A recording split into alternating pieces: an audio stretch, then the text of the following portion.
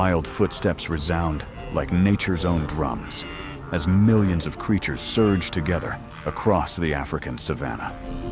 On the boundless plains, they race forward in urgency.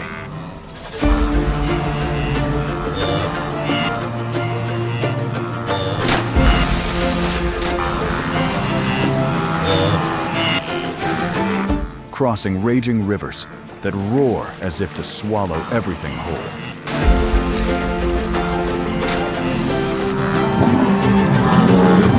The herds, relentless, unyielding.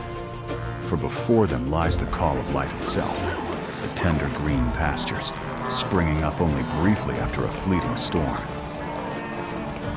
This is the Great Migration, one of the planet's greatest epics. Yet it is also a brutal trial. 1 in 10 will fall forever along the way. Still, the tide presses on, a wild, indomitable force, pounding like the heartbeat of the earth, always moving, always striving forward.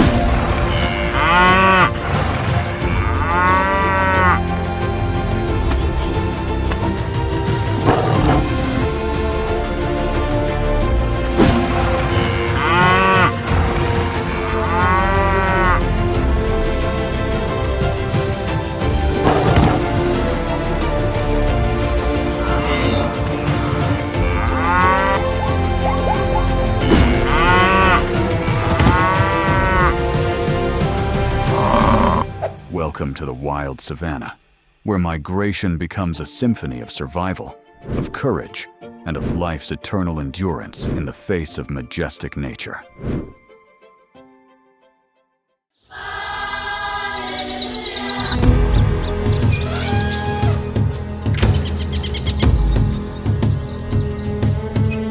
Since the 1970s, the African savanna has echoed with an endless cycle of survival.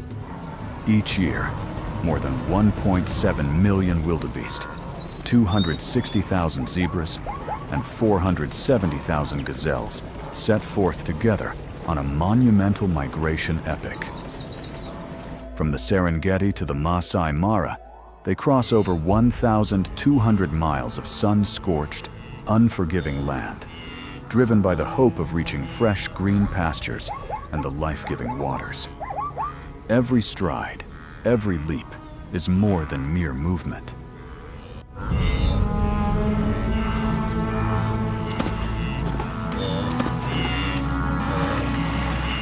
It is a race for life itself, where fragile existence is constantly tested by the looming presence of death.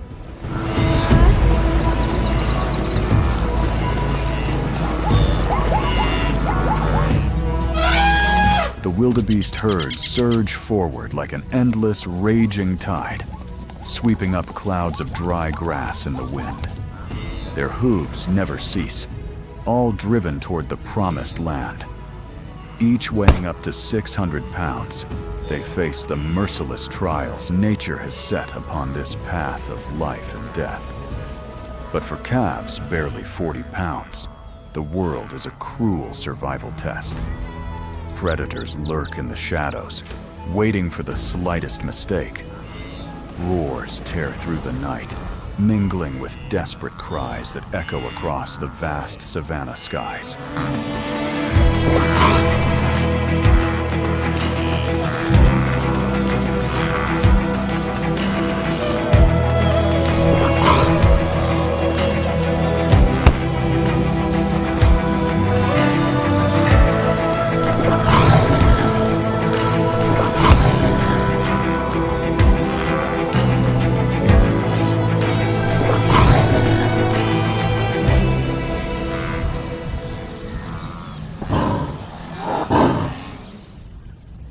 And yet, the greatest trial still lies ahead. The Mara River. Beneath its muddy waters, giant Nile crocodiles, stretching over 16 feet long, lie in silent ambush. Their dagger-like teeth are poised to snap shut on the weak, turning the river into a battlefield of life and death.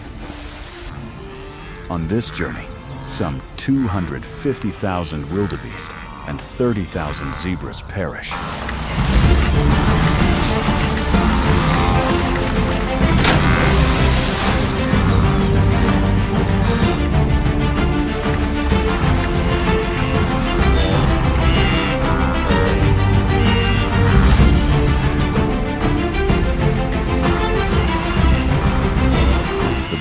Thirst of the dry season, hunger as pastures wither, and sheer exhaustion bring many down, while cold-blooded predators never miss their chance to strike the vulnerable. This is a brutal odyssey, where death is the inescapable soundtrack. Yet for the survivors, it is nature's ultimate trial, a relentless clash between hope and peril. Within this eternal migration epic, life and death intertwine, painting a grand, ferocious, and defiant portrait upon one of the harshest landscapes on Earth.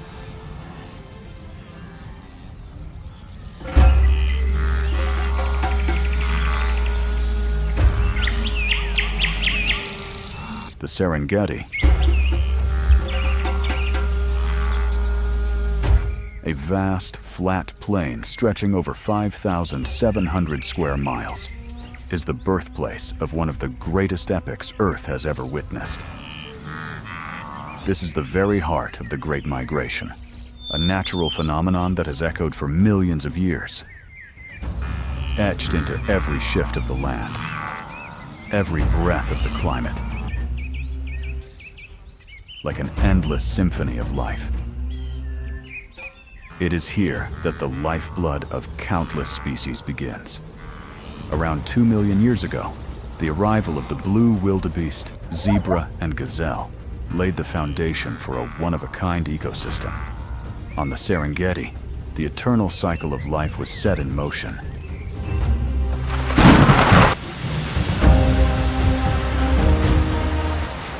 When the rains return, green shoots burst from the soil, summoning the great herds to march.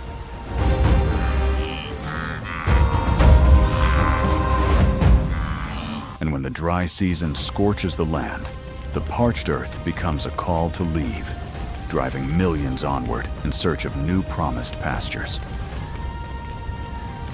According to scientific research in 2023, the Great Migration began some 1.7 million years ago, during the Pleistocene epoch, a time when Earth was both unforgiving and nurturing. Since then, nature has forged a survival cycle essential to the savanna, a timeless rhythm that humankind today can only observe from afar with awe and wonder. Since the 1970s, relentless conservation efforts have gradually brought stability back to the herds.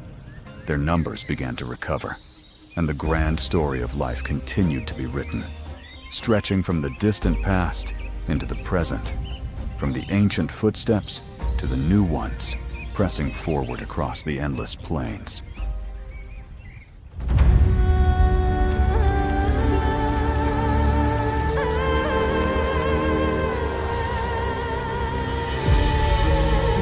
When the rainy season fades, the green mantle of the grasslands withers away. The searing sun scorches the ground. The blades of grass shrivel, no longer able to sustain an ocean of life. In that fragility, instinct compels the herds to move. But the Great Migration is more than just a quest for food. It is a symbol of unity among small, fragile creatures standing before nature's grandeur. Herd after herd, they converge into a colossal force, advancing like a roaring river. In their steps, life finds protection. The weak are shielded. The leaders carve the path for those who follow. And together, they become an unstoppable strength. Each pounding hoof resounds like nature's drum, lifting dust, stirring the air.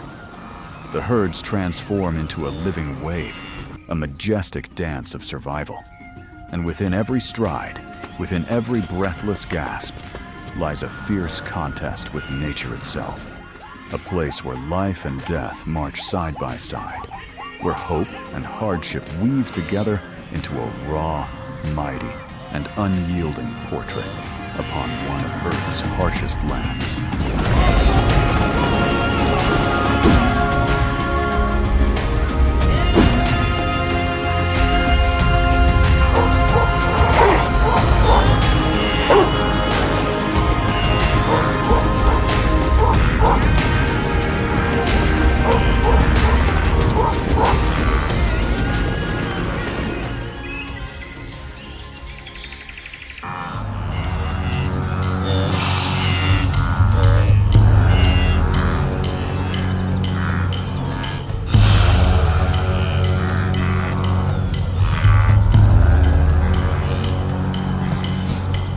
The timing of the Great Migration across the African savanna follows no fixed schedule. It is a journey guided by the sky, the land, and pure instinct. The wildebeest do not count the days. They listen to the call of the wind, the rain, and the tender green shoots rising from the earth. The harsh, unpredictable climate of the African plains becomes the invisible hand that maps an endless route. An unceasing journey where life and hardship merge in nature's relentless dance.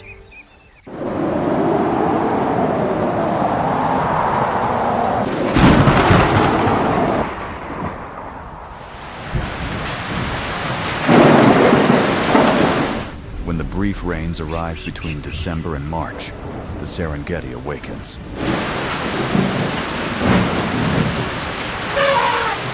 The first drops fall like liquid life, stirring the dry earth and summoning lush pastures bursting with vitality.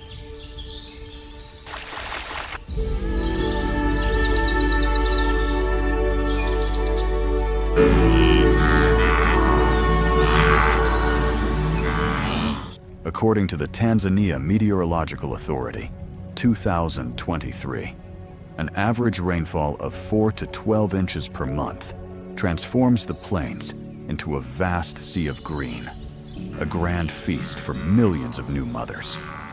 The grasses of the Serengeti not only sustain life, but also form the foundation of a vast ecosystem. Species like Themata triandra and Penniceta mesianum flourish with the rains, becoming the lifeline of countless grazers. The Tanzania Wildlife Research Institute, 2023, confirms that the mild climate of 20 to 26 degrees Celsius and the lush grasslands create ideal conditions for reproduction, a miraculous cycle where life bursts forth in perfect rhythm with nature. At this time, Ndutu, the southern reaches of the Serengeti, comes alive, draped in an endless green mantle. This is the cradle of life, where hundreds of thousands of blue wildebeest gather.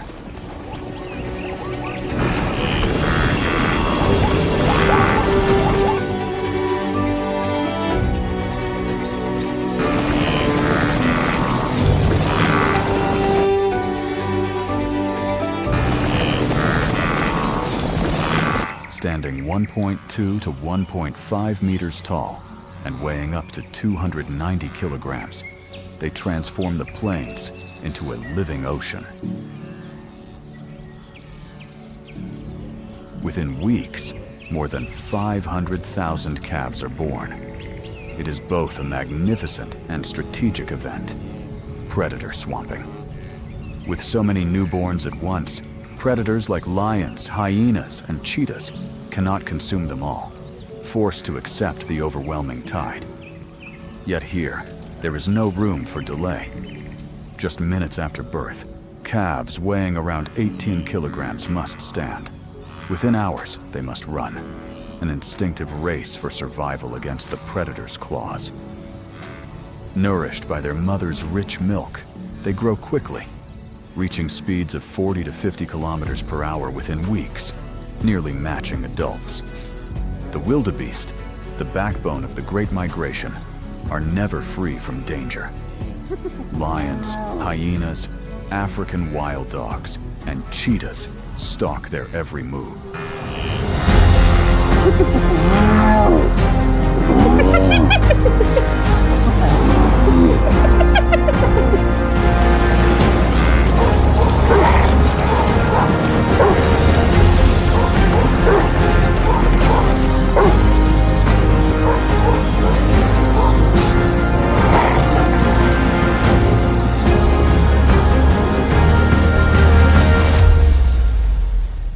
But they are not alone.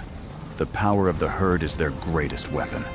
Thousands packed together, flowing like a living river, leaving predators struggling to single out a target. Adult males form a defensive wall, their sharp, curved horns guarding the fragile young.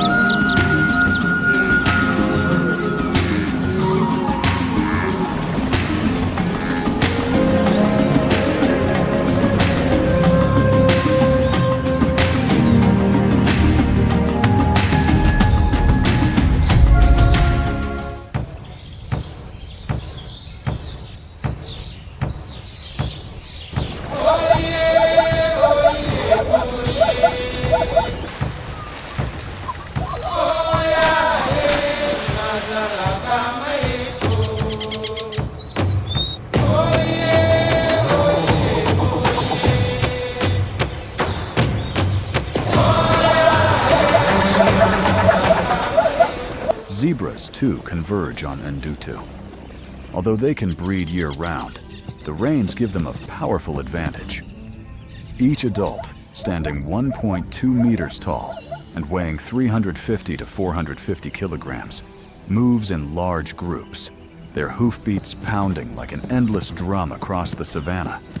Masters of adaptation, they graze even on coarse, dry grasses that others leave behind, roaming dozens of kilometers in search of water. After 12 to 13 months of pregnancy, foals weighing about 32 kilograms are born.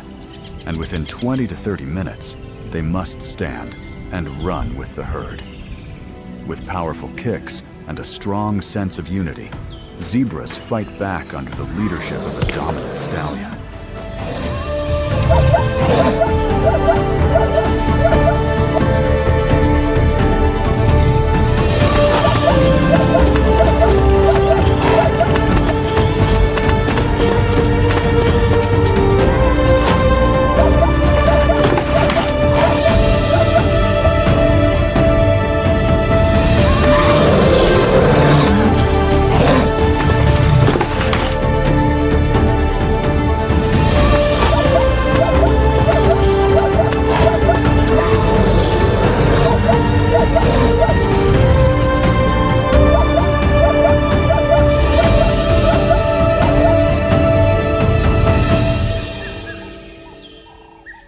During the rainy season, the Ndutu Plains also become a paradise for Thompson's gazelles.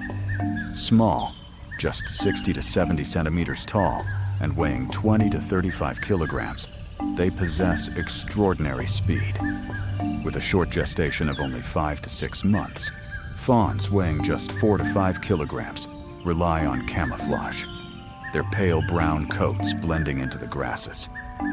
Each day, the mother nurses her young once before leaving it motionless, hidden in the savanna.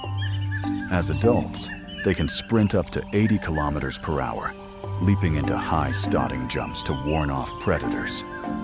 In their migration, gazelles often trail behind the larger herds, taking advantage of leftover fresh shoots, minimizing competition and conserving energy. Small but far from weak, they are quick, vibrant notes in the grand symphony of survival, adding agility and brilliance to the magnificent canvas of the Great Migration.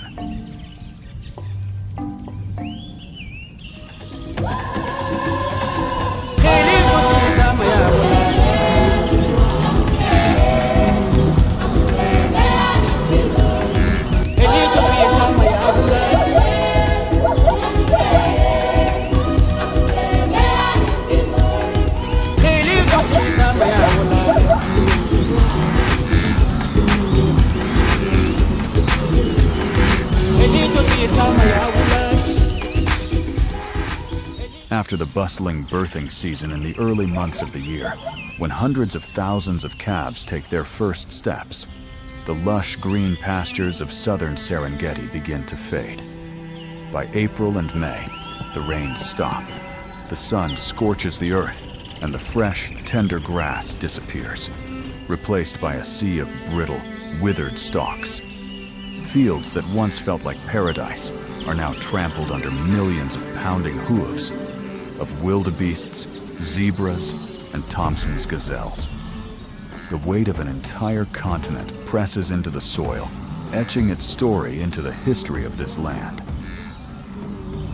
This is the threshold of one of nature's most brutal chapters, the Great Migration.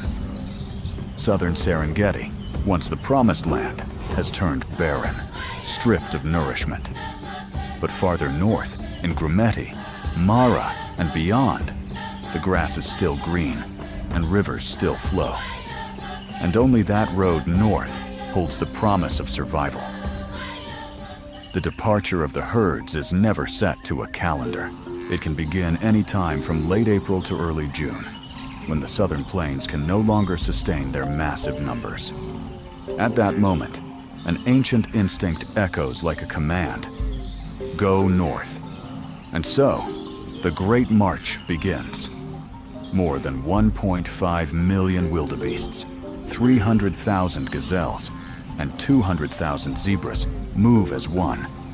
Seen from above, they form endless lines stretching up to 25 miles, like a living river surging across the savannah, carrying the rhythm of life, death, and renewal. Each individual with a single purpose: to survive. The wildebeest, voracious grazers with stomachs that never rest, devour tons of grass each day. They cannot stop. According to a 2023 ecological study, during this stage of the migration, the herds move faster than at any other time of the year, covering 6 to 9 miles daily. It isn't a choice, it's survival, passed down through thousands of generations. As the southern and central Serengeti dry up, they must push forward before the dry season tightens its grip. To hesitate is to risk hunger, exhaustion, and death.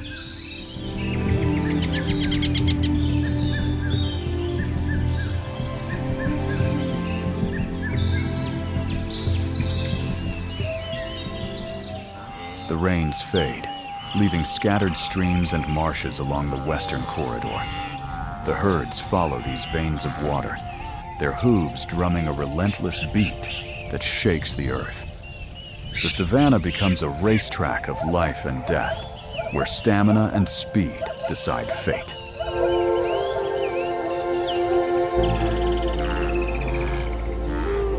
The migration isn't a chaotic stampede. It's a finely tuned survival strategy. Moving in vast numbers creates a colossal living shield. Predators struggle to single out prey when faced with such overwhelming abundance. Yet as the journey stretches on, the megaherds fragment into smaller groups. Each one becomes a fortress of survival, lightening the pressure on grasslands while giving individuals a better chance at food. Over 750 miles, every step is a gamble on the knife's edge between life and death.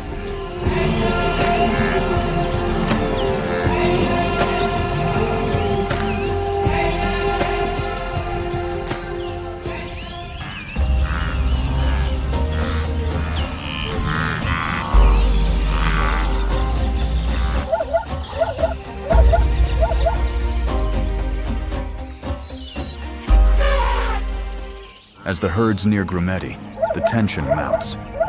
The Serengeti turns into a battlefield. Lions and cheetahs, the apex assassins of the plains, strike with precision. Lions, masters of organized hunting, wait at choke points where weary animals falter. Lionesses lie hidden in tall grass, behind thickets, or atop uneven mounds, ambushing the moment the herd slows. A sudden leap, a deadly pounce. The outcome is swift.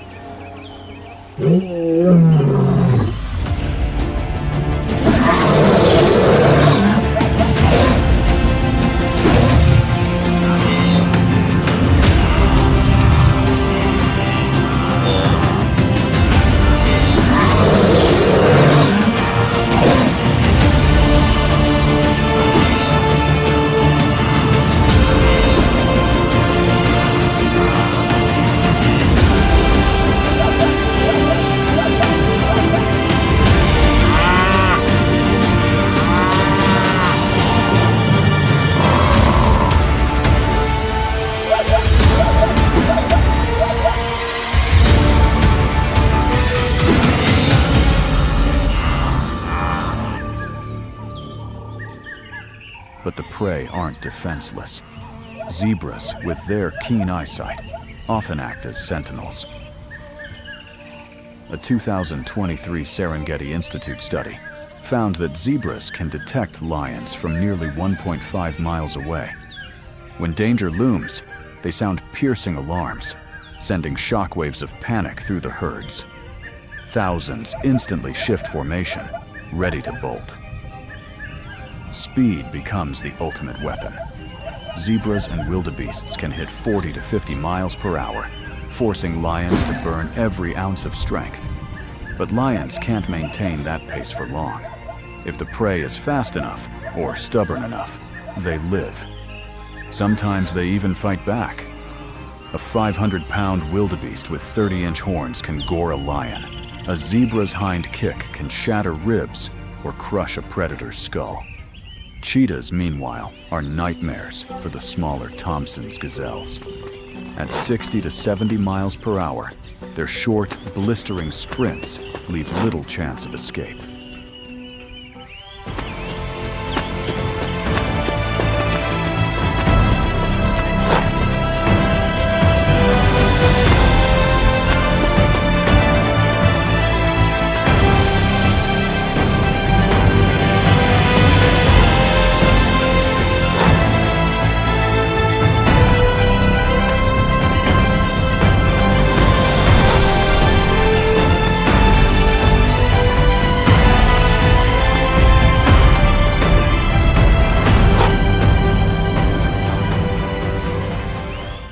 But gazelles are clever.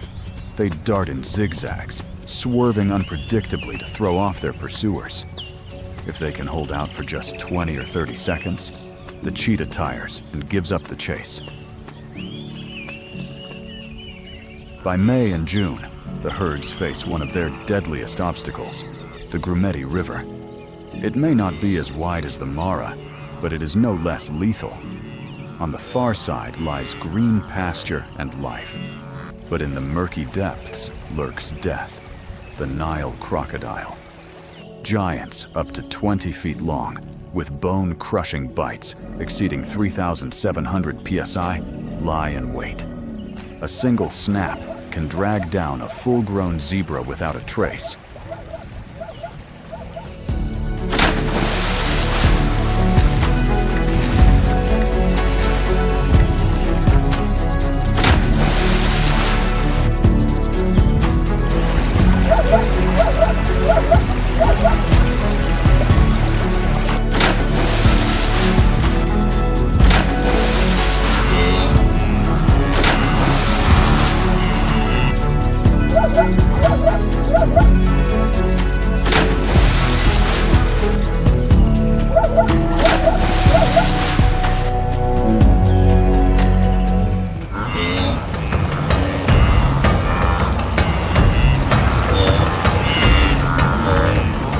When tens of thousands surge into the narrow waters, chaos erupts. White foam explodes. Terrified cries echo, and the river becomes a frenzy of panic. Some stumble and drown. Others are seized and pulled under by the prehistoric killers. Yet those who make it across earn their reward, the promise of grass, water, and survival. Scattered across the western corridor and the Koga-Tenda region, the air grows heavy with an unseen tension. The migration is no longer a solid wall of millions, but scattered into smaller, looser groups. And in that fragmentation, predators find their chance. The lions, the crownless kings of the savannah, wait for this moment. They exploit the fatigue and chaos of the mating season, when dominant males are drained from constantly defending their territories and mates. In these moments, power becomes a burden, and the very leaders of the pride turn into vulnerable targets for sudden ambush.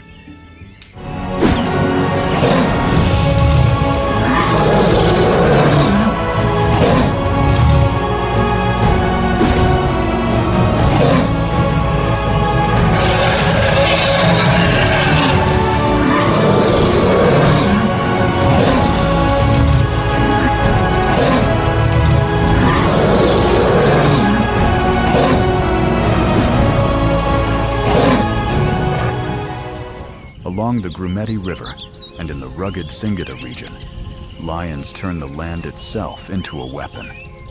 Dense thickets, broken riverbanks, and sparse riverine woodland become natural fortresses. Lionesses lie hidden in silence, waiting for weary animals to step toward the water. Then, in an instant, they burst forth like lightning, locking prey in a deadly pounce.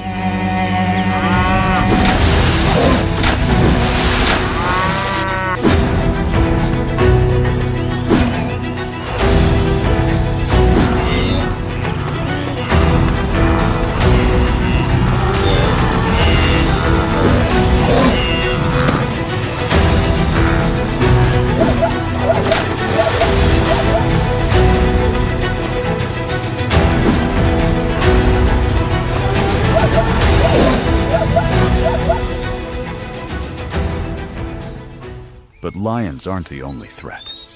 In the shadows, another predator prowls. The leopard, a solitary assassin and master of stealth. Blending seamlessly into the Serengeti's patchy forests and tangled undergrowth, its rosettes vanish into the vegetation. A leopard can wait motionless for hours, poised for the moment a young zebra or a Thompson's gazelle strays too far. During the mating season, when dominant males are consumed with fighting for territory, herds scatter more easily than ever. With rippling muscles and unrivaled climbing skill, they maneuver through rugged terrain, then launch from a tree or burst from tall grass in a flash attack.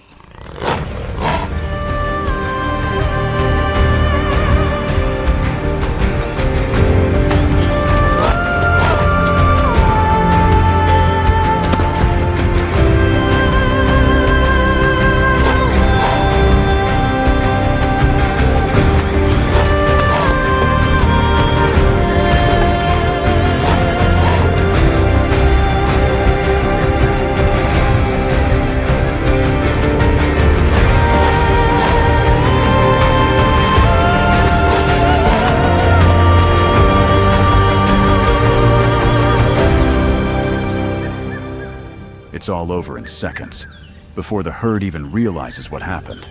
Data from 2024 shows leopards succeed in 50 to 60% of these surprise strikes, a chilling reminder of their deadly efficiency. And then, carried on the wind, comes the eerie laughter of hyenas. If lions are organized warriors and leopards are solitary killers, hyenas are opportunistic marauders with terrifying pack strategy. Their clans are highly structured, each member with a role to play. When the herds splinter, the young, weak, and isolated become easy targets. Hyenas aren't just hunters, they're expert thieves. They trail lions and leopards, waiting until the kill is made but not yet eaten, then swarm in to overwhelm and steal the prize. Unlike big cats, who rely on swift precision, hyenas wage wars of attrition, circling, chasing, and wearing prey down until it collapses in exhaustion.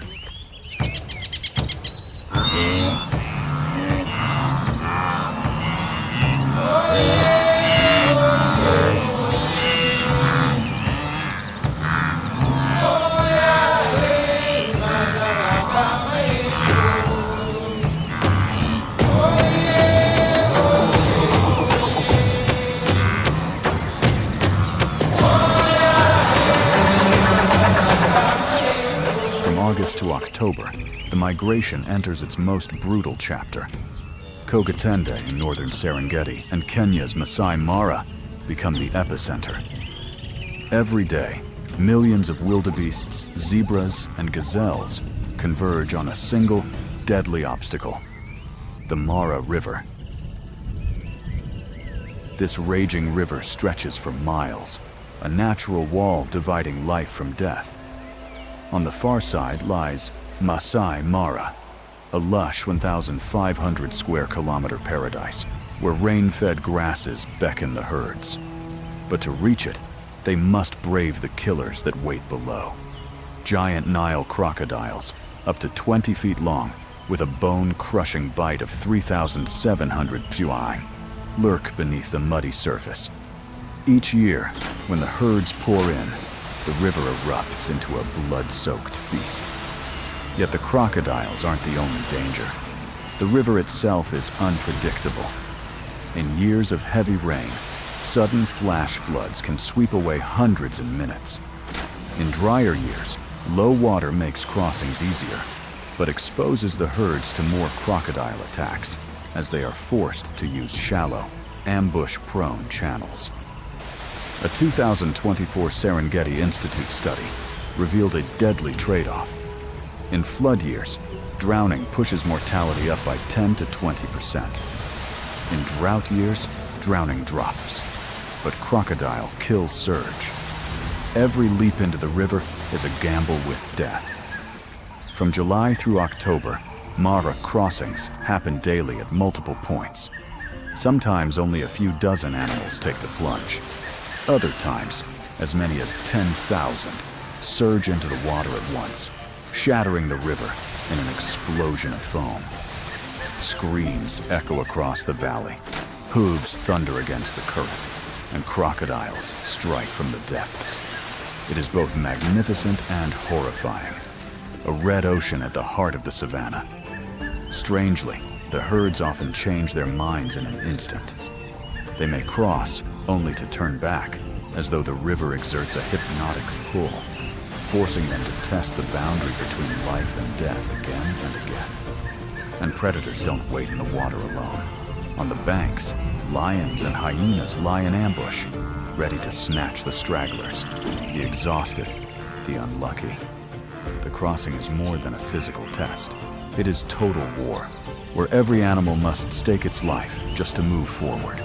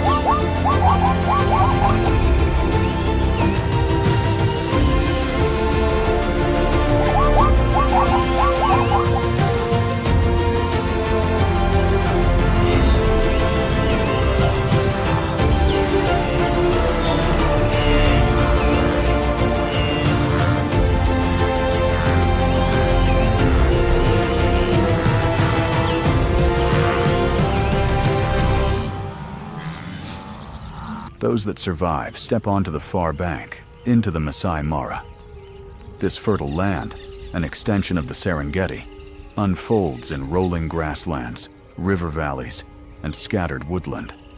Heavy annual rainfall, 30 to 50 inches, sustains a rich ecosystem, home to more than 95 mammal species and 570 bird species. But Masai Mara is no safe haven. It is both paradise and battleground. The abundance of prey fuels a thriving predator population. The legendary Big Five, lion, leopard, elephant, buffalo, and rhinoceros, all roam here. And at the top of it all, the lions. In prides like the famed Marsh Pride, they dominate the land, exploiting the herd's arrival to feast. Small prey may fall to a single lioness, but larger quarry, buffalo, or even young elephants, demand a coordinated strike by the whole pride.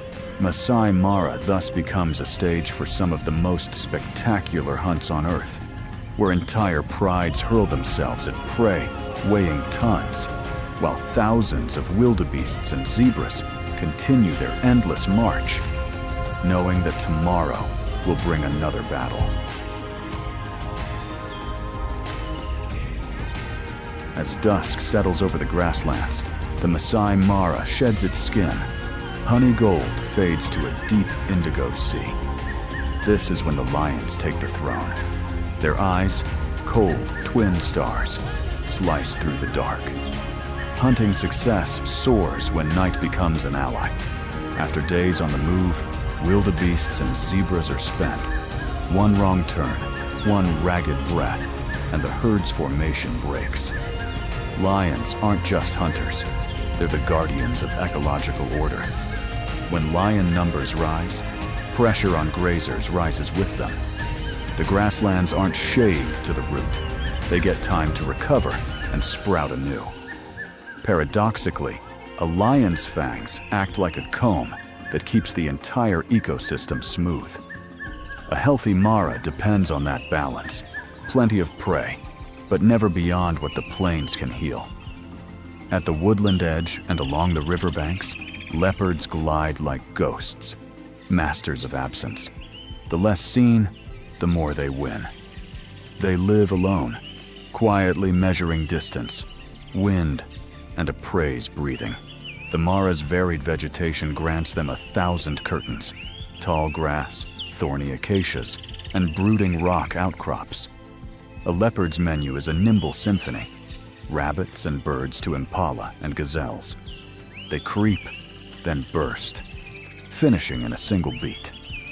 Night hunts ease daytime pressure on prey and, indirectly, help pace the grass's recovery. With a success rate around 38%, leopards rank among the savanna's most efficient killers. Not as loud as lions, not as dazzling as cheetahs, but tireless, precise, never wasting a move. African savanna elephants are the bold ink strokes across the mara's page. Adult bulls stand 10 to 13 feet at the shoulder and weigh up to about 13,000 pounds. Females are lighter, but both carry memories as deep as a flood-swollen river. Ancestral trails, secret waterholes, grasslands reborn, passed down like living maps. Elephants are the architects of the savanna. They topple shrubs, opening skylights that let new grass surge. They dig for water in drought, leaving little wells for countless creatures to drink. They consume roughly 300 pounds of vegetation a day. Large, yes, but in return they rezone the habitat. Space for impalas, gazelles, and hares, corridors for small herds, and clear lanes for predator chases.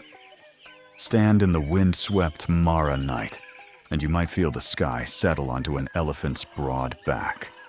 Nature writing its stories in slow, steady steps. Buffalo are a manifesto by contrast. Curved horns, a helmet-thick boss, a moving fortress. Bulls weigh by the structure of the pack. Each pack consists of 4 to 15 members, led by an alpha pair, the undisputed king and queen. Packs do not just hunt together, they fiercely defend their vast territories, ranging from 50 to 1,000 square miles. The size of their domain depends on food availability and competition. When prey is abundant, packs claim smaller, well-guarded territories.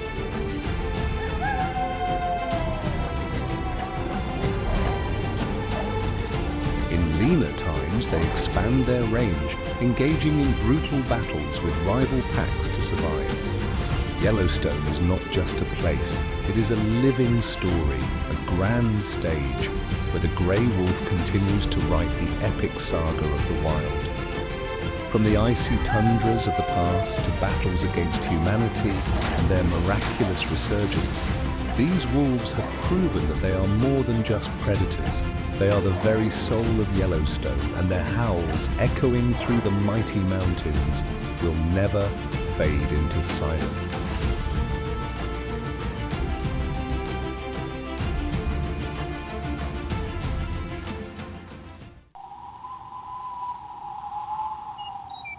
In the frozen kingdom of Yellowstone, where nature tests every creature with its unforgiving wrath, one giant stands tall, a fearless warrior of the wild, the moose.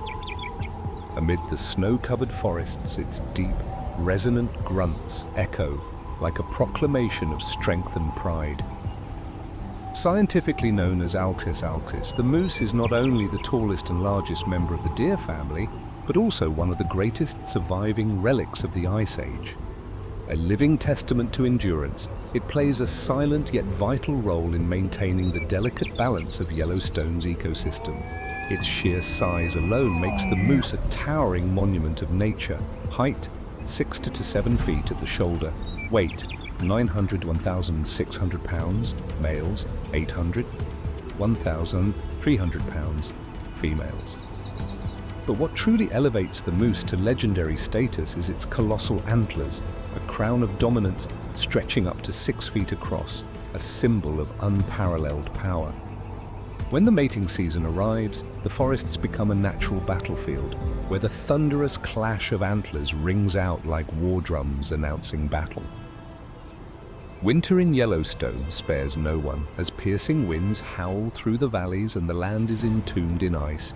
The moose endures, standing firm against nature's cruelty with its thick, armor-like coat. Outer layer, coarse, dense fur acting as a shield against the cutting wind. Inner layer, soft, insulating wool that traps body heat, keeping it warm even at 40 degrees.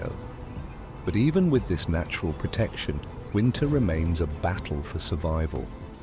When snowfall blankets the land in an endless sea of white, food becomes a buried treasure, hidden beneath layers of ice.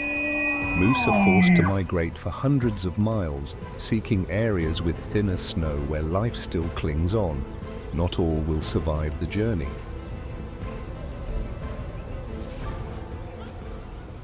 Despite their immense strength and size, moose are not alone on the battlefield of the wild.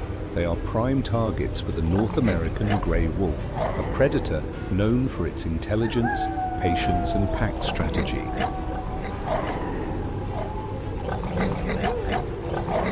A full-grown moose, armed with antlers like mythic blades and legs as sturdy as steel columns, can crush a wolf with a single devastating kick. But wolves do not hunt alone. They work as a team, stalking, exhausting, and waiting for the perfect moment to strike. The young, the weak, and those weary from the harsh winter become their primary targets. The chase between a wolf pack and a moose is a deadly ballet of nature. The pursuit stretches for miles, from the frozen plains to the dense forests. When cornered, a moose will turn and fight, each antler thrust a lethal weapon, each thunderous kick a force to be reckoned with. But if the wolves are too many, the tide of battle shifts.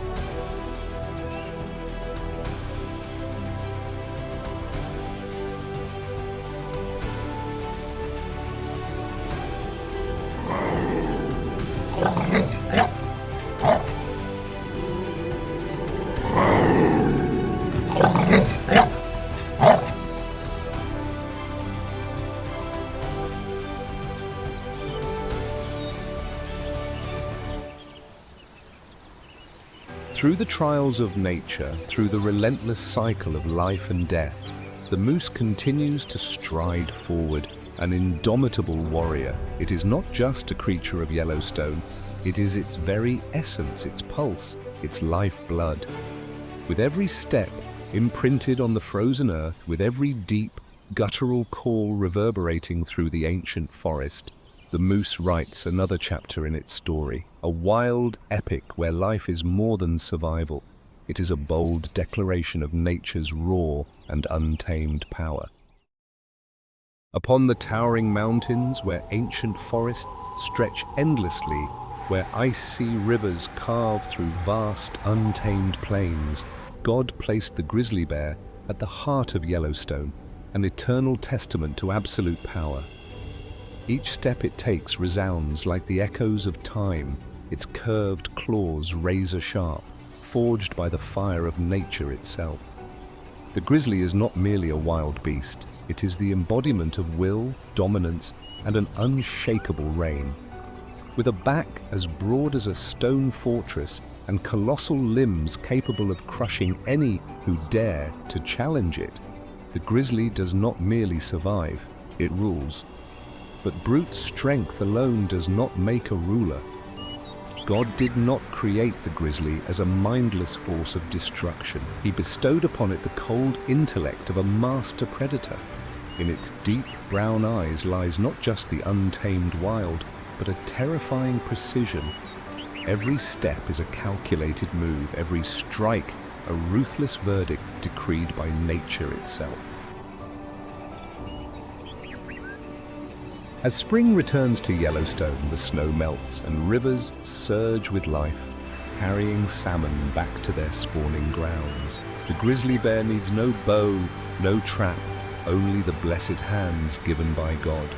With a mighty swipe, its claws plunge into the frigid waters, lifting writhing fish from the currents. One strike, one roar, and the feast begins.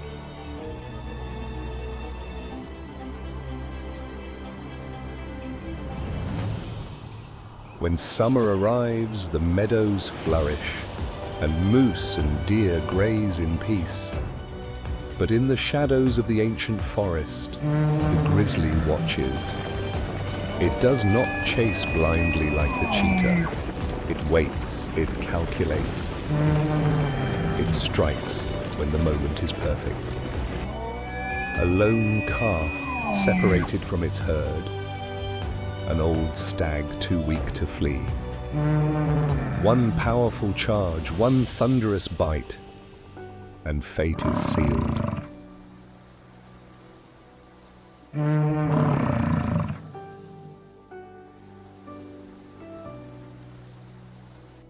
But God did not create the grizzly merely to hunt. He made it a conqueror.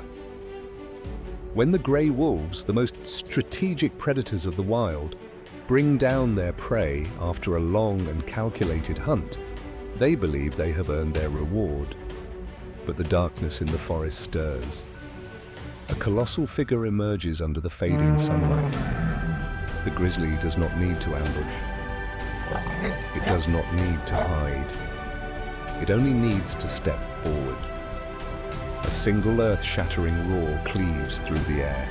The piercing eyes of the wolves flicker in hesitation. Faced with a living tempest of raw power, they must make a choice. Stand their ground and risk everything, or surrender to a force even nature itself respects. At times, the wolves gather, circling the grizzly, their teeth bared, growls echoing through the dim forest. But the giant stands unshaken, a monument carved by the hands of the Creator himself. With a single swipe of its massive paw, a wolf can be sent flying, bones shattering, life extinguished in an instant. And so 3 out of 10 times the wolves abandon their kill, because in the law of the wild, the strongest always reigns. But God did not grant the grizzly bear its strength merely for destruction. It was given to protect and sustain balance. When the grizzly digs for roots and tubers in the fall, the remnants of its meals enrich the forest floor, nourishing the land. As it roams along rivers, its thick fur carries seeds from place to place, sowing life with every step. And when winter blankets Yellowstone in an endless sea of white, the grizzly retreats into the depths of its den, surrendering to a silent slumber. No hunting, no conflict, no struggle, only sleep like a god watching over the world, allowing nature to move as it was destined to by the hands of the Creator. Not the fastest, not the strongest, but the most majestic. No weapons, no allies, only itself. A living wonder placed upon Yellowstone by the divine. A reminder that true power in nature is not just in claws and fangs, but in the balance that every creature was given. And so in the heart of this vast and untamed wilderness, beneath the towering forests and snow-capped peaks, the grizzly still roams, still roars, still reigns, an eternal creation of God.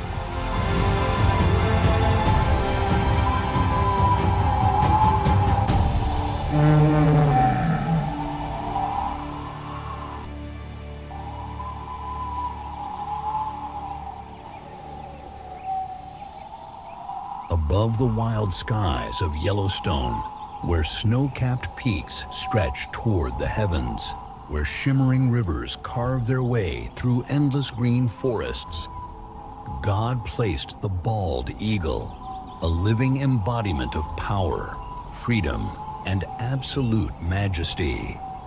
With colossal wings spread like sails catching the winds of the divine, with piercing eyes that see through the water's surface from miles away, and with talons as sharp as the blades of fate, the bald eagle is more than a bird. It is pure sovereignty, an immortal symbol of the North American sky. Since the beginning of time, God has granted this bird dominion over the skies, not because it is the fastest nor the largest, but because it possesses the flawless design of a supreme predator. Its eyes can spot a fish swimming beneath the water from hundreds of feet in the air. Its talons, when clenched, exert a grip 10 times stronger than a human fighter's. When the bald eagle locks onto its target, it does not hesitate. It does not falter. There is only speed, precision, and an inescapable fate. From high above, it watches, patient as a celestial judge. Then, with a single beat of its mighty wings, it dives like a heavenly arrow, piercing through the clouds, ripping through the sky at over 100 miles per hour. 100 miles per hour, 160 kilometers per h. 1 second, 2 seconds, 3, and its talons clamp down, lifting the prey from the water, carrying it to the heavens of a true ruler. But God did not gift the bald eagle with strength only for the hunt. He bestowed upon it an unyielding pride. It does not merely hunt, it claims dominion. Along the great rivers and vast lakes of Yellowstone, no creature dares challenge its rule. If a great horned owl or a falcon dares to trespass, a skybound battle erupts, an aerial storm of talons and feathers. With mighty wings that cleave through the wind and razor-sharp strikes as swift as silver swords, the bald eagle defends its kingdom with the divine authority granted by God Himself. To witness a bald eagle soaring through the sky is more than simply watching a bird of prey. It is to see the very soul of North America, to feel the breath of freedom itself. For centuries, Native Americans have revered the bald eagle as a messenger of the divine. Its feathers are sacred symbols of courage, strength, and honor. When a warrior proved his valor, he did not receive a medal. He received an eagle feather, a mark of unwavering loyalty and resilience. When the founding fathers of the United States sought a worthy emblem for their new nation, they did not choose the lion, nor the bear, nor the serpent. They chose the bald eagle, because no creature on earth embodies the spirit of liberty and power as it does. But God did not gift the bald eagle with strength alone. He blessed it with a heart of unwavering devotion. When a bald eagle chooses a mate, it is not a fleeting choice. It does not wander, it does not waver. It commits for life. Each year, as the snows melt and Yellowstone awakens with the first touch of sunlight, mated pairs reunite, returning to the same nest they built together. They do not merely live together, they strengthen and expand their home, branch by branch, feather, fragment by fragment of time itself. Their love is not just a bond, it is the foundation of a new generation. When the eggs hatch, when the young eaglets open their eyes to the world for the first time, they do not just see light. They see family, they see legacy. They see the mission etched into every beat of the wings they will one day inherit. But the bald eagle is not merely a symbol, nor just a predator. It is a guardian of the balance that God ordained. By preying on fish and weaker animals, it maintains the harmony of Yellowstone's rivers and lakes. Without it, fish populations could spiral out of control, disrupting the fragile ecosystem. Even in its most primal instincts, hunting, living, thriving, the bald eagle serves as nature's steward, an unseen hand ensuring equilibrium between land, water, and sky. And when a bald eagle dies, when its body returns to the earth, it still leaves behind an immortal legacy. The remains in its nest, fish bones, scattered feathers, fragments of past hunts, nourish the soil, feeding the trees, continuing the eternal cycle of life. In the dense forests, where towering trees intertwine into natural arches, where the moon casts silver shadows upon the snow-covered earth, God placed the lynx in Yellowstone, a quiet predator, a phantom of the wild. It does not possess the thunderous roar of the gray wolf, nor the colossal frame of the grizzly bear. Instead, the lynx wields a weapon few creatures can match: absolute silence. Beneath its thick winter coat, beneath those piercing golden eyes that burn like torches in the night, the lynx is the embodiment of precision and ruthless efficiency in the art of the hunt. God did not create the lynx to rival the speed of the cheetah, nor did he grant it the raw power of the grizzly.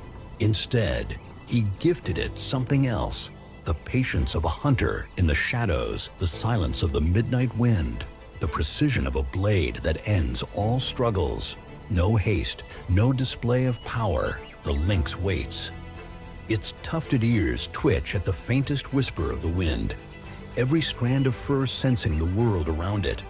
A snowshoe hare strays too far into the tall grass. One heartbeat, one perfect leap, a motion as fluid as a sword slicing through the air.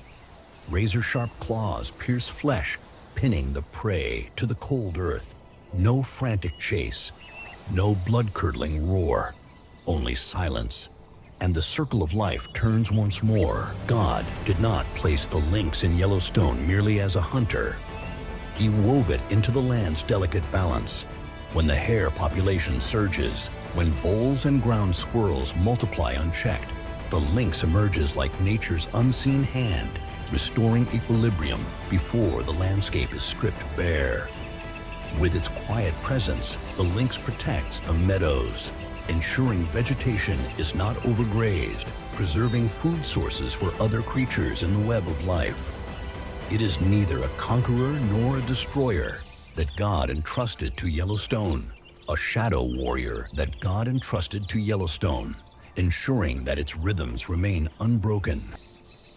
As spring arrives, Yellowstone awakens with the songs of birds, the sight of bison calves galloping across the plains, and bear cubs witnessing sunlight for the first time. Yet, the lynx keeps its distance, watching from the depths of the ancient forest. Then winter arrives, smothering the land in a blanket of white. The hares now number in the thousands, ground squirrels scurry for shelter. The lynx moves through the frozen wilderness, its thick fur fluffed like a royal cloak, its massive paws gliding effortlessly across deep snow where others would sink. In the frigid darkness, it hunts. Every step weightless, every leap precise. No one hears it. No one hears it. No one sees it. Only its tracks remain, fleeting imprints on the snow, a whispered memory of an unseen ruler.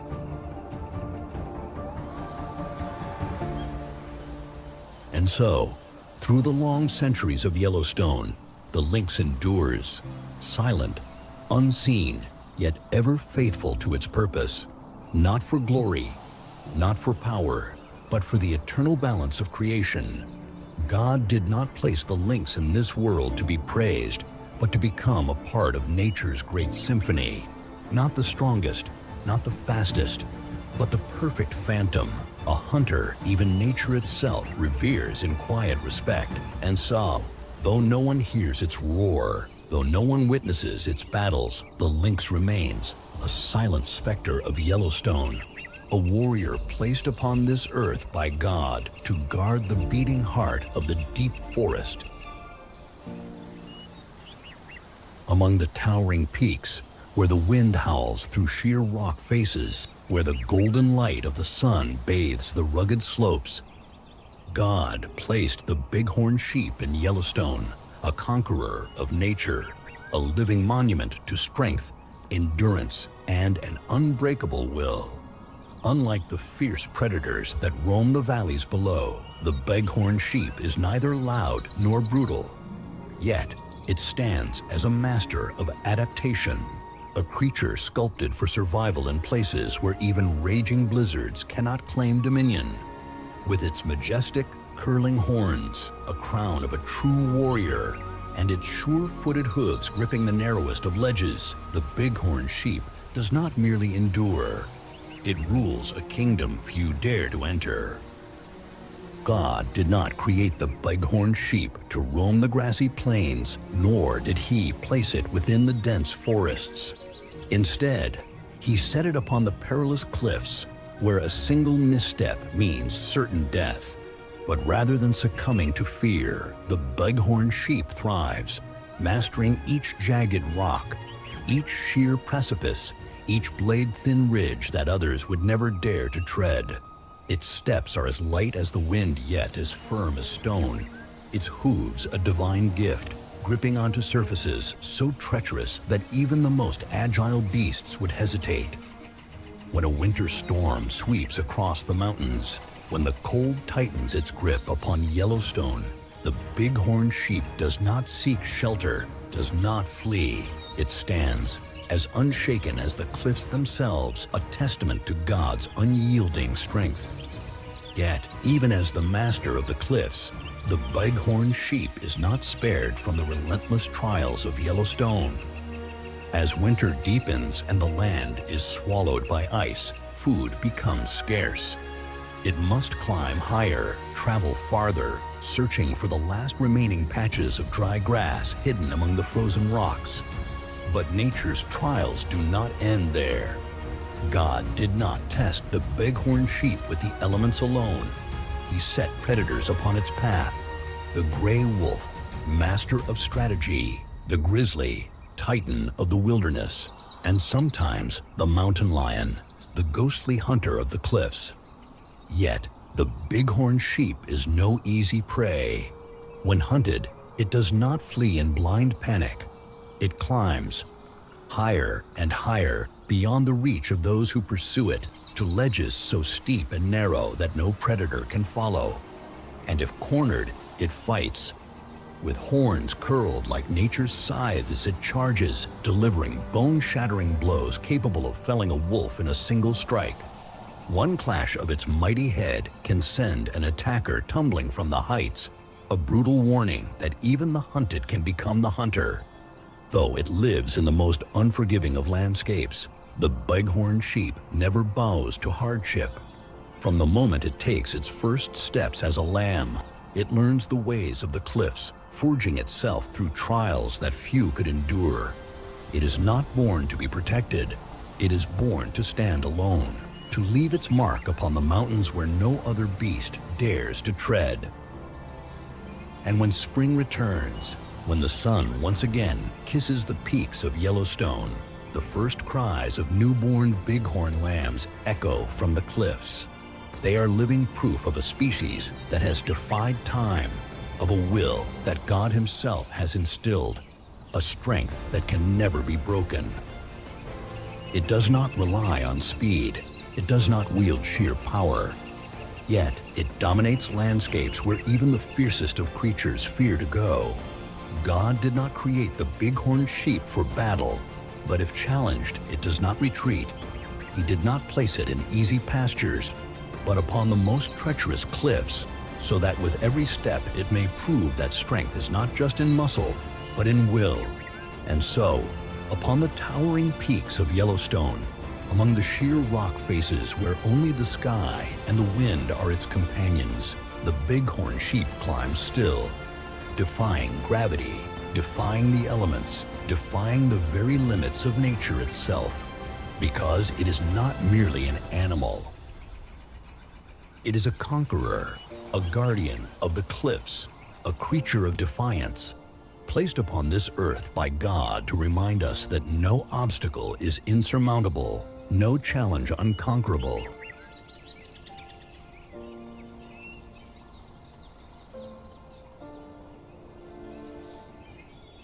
Amid the gentle currents of winding rivers, beneath the tranquil reflection of the sky upon still lakes, God placed the North American beaver in Yellowstone, not as a predator, not as a conqueror, but as a master architect, a tireless craftsman shaping the wonders of the wild.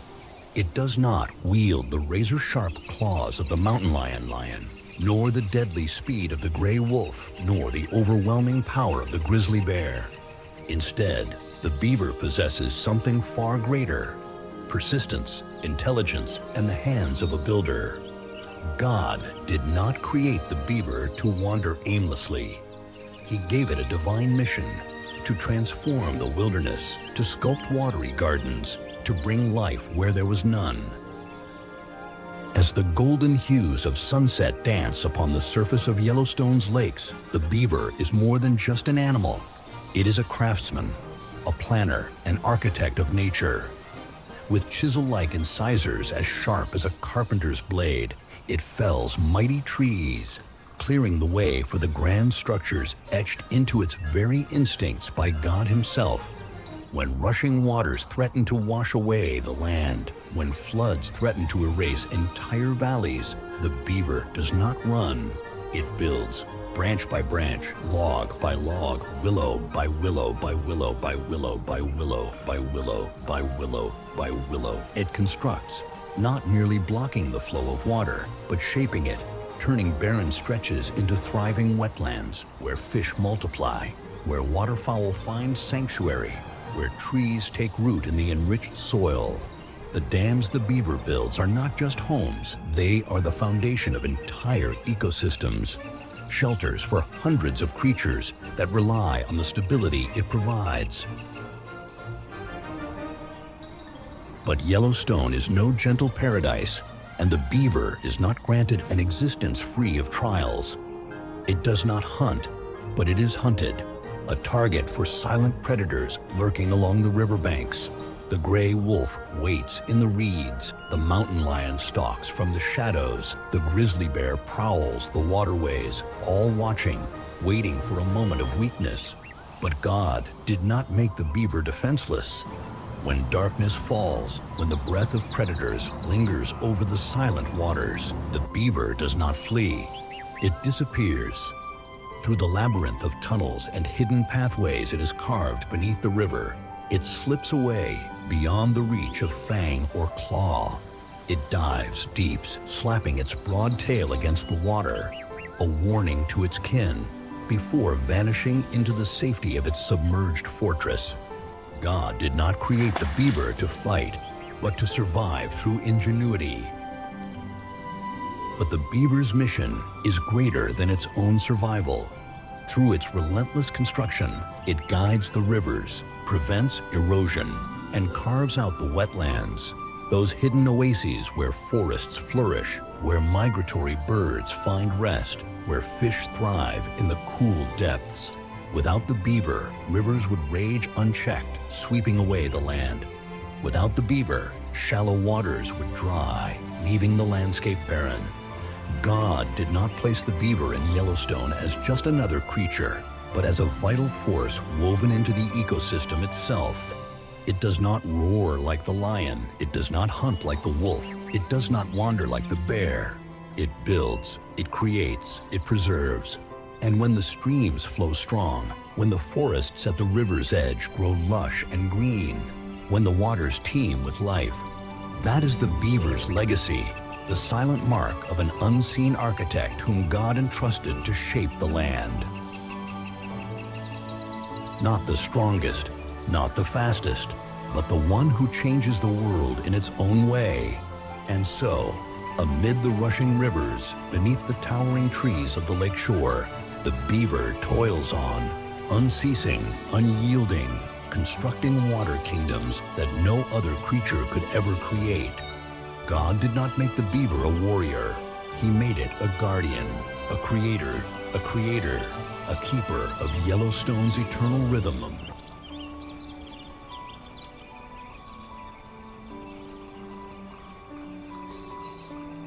Deep within the ancient forests of Yellowstone, where crystal-clear streams weave through emerald valleys, where towering trees cast their endless shadows, God placed the black bear, a traveler through time, a warrior of the shadows, an embodiment of endurance and adaptability. Not a ruthless predator like the mountain lion, not an unstoppable force like the grizzly, not a pack hunter like the gray wolf. The black bear does not need to dominate to survive. It does not need to fight to claim victory. It simply follows the path God intended, living in its own way, strong yet silent, independent yet resilient, a survivor that never yields. Across the vast meadows and through the thick woodlands, the black bear claims no kingdom, no fixed domain. It does not build empires like the beaver. It does not relentlessly hunt like the wolf, nor does it steal like the grizzly.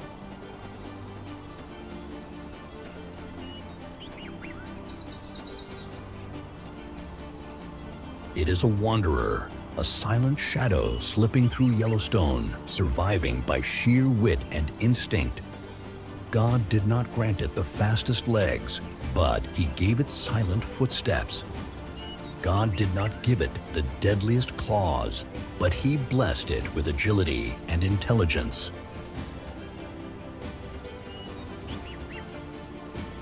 God did not make it a ruler, but He gifted it wisdom to avoid unnecessary battles. When spring arrives, the black bear does not rush into conflict over food like other predators. It understands that in nature, survival belongs not to the strongest, but to the smartest. It follows the rivers, seeking the first berries of the season. It overturns stones to find insects, digs into damp earth to unearth sweet roots. And when necessary, it becomes a predator, striking down an isolated fawn or snatching an unwary squirrel from the treetops. But the black bear does not hunt for dominance. It hunts for survival, playing its role in the delicate balance that God Himself has woven into the fabric of nature. The phantom of the forest when danger approaches, but Yellowstone is no sanctuary for the weak. The gray wolves hunt in disciplined packs, the mountain lion stalks from the shadows, and the grizzly takes what it pleases.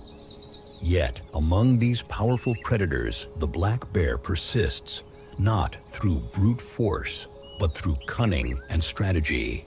When a grizzly lumbers too close, the black bear does not stand and fight. It does not waste energy in a battle it cannot win. It simply disappears. Silent as the wind, swift as a shadow, it vanishes before danger can ever reach it. But when its cubs are threatened, when it is backed into a corner, the black bear does not flee. With razor-sharp claws and a strike powerful enough to break bone, the black bear transforms into a warrior, a fighter that refuses to fall. As icy winds sweep through the valleys, as the earth is buried beneath deep snow, as other creatures struggle to find food, the black bear is ready. It does not hunt in the blizzards like the gray wolf. It does not face the cold alone like the mountain lion. It does not scavenge for scraps like the grizzly. The black bear has already prepared. All summer and fall, it wandered the forests of Yellowstone, gathering every berry, every fish, every scrap of food nature had to offer. It has stored enough energy to turn winter into rest rather than a fight for survival.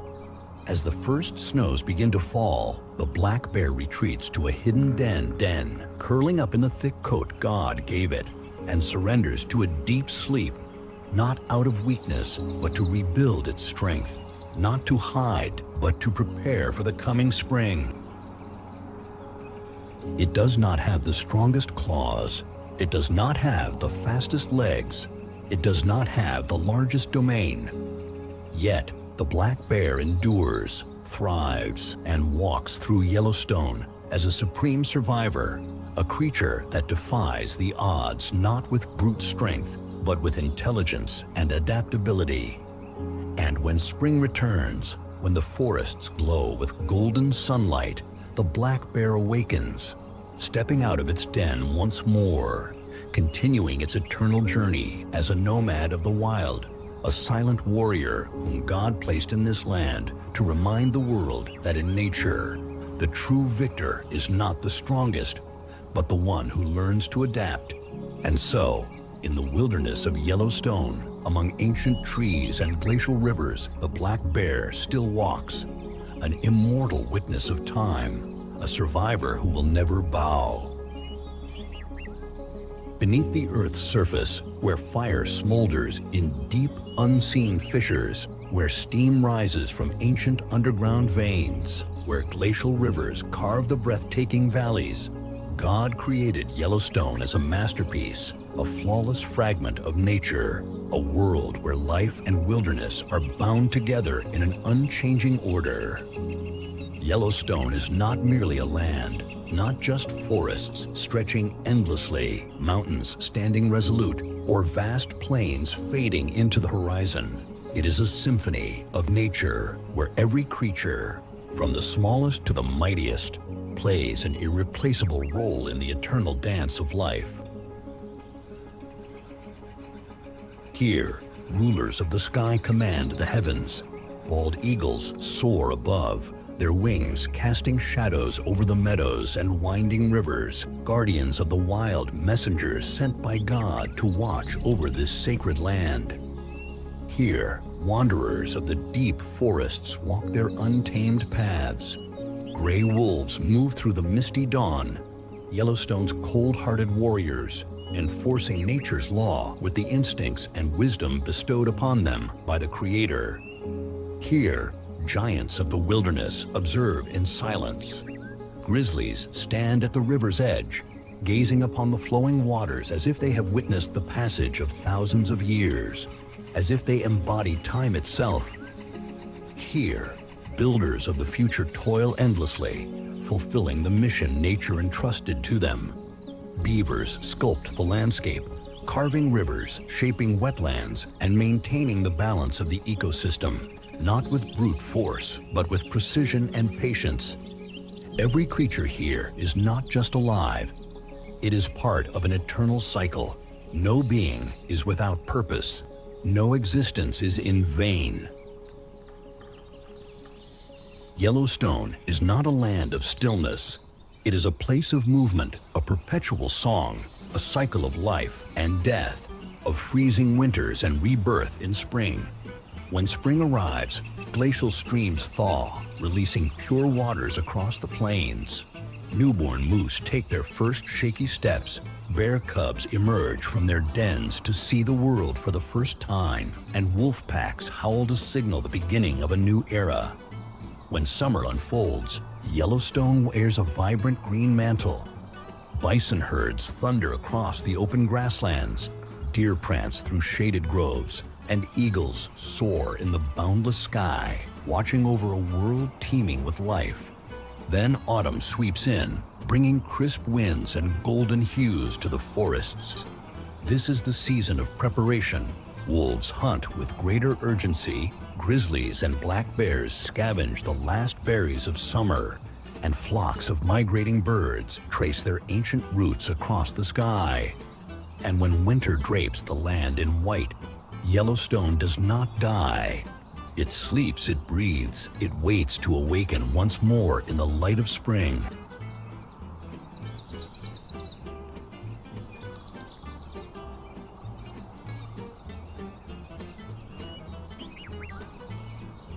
Nothing is accidental. Nothing is random. Everything in Yellowstone exists by divine design. Every mountain, every river, every endless plain, they are the scriptures of nature. Every gust of wind, every howl of the wolf, every wing beat of the eagle, they are whispers of the Creator. Every life that begins and ends, every dawn that breaks and every night that falls, they are the movements of an unending symphony composed by God Himself.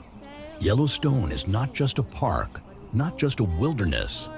It is proof of nature's eternity, of creation's strength, of the perfect balance set forth by God.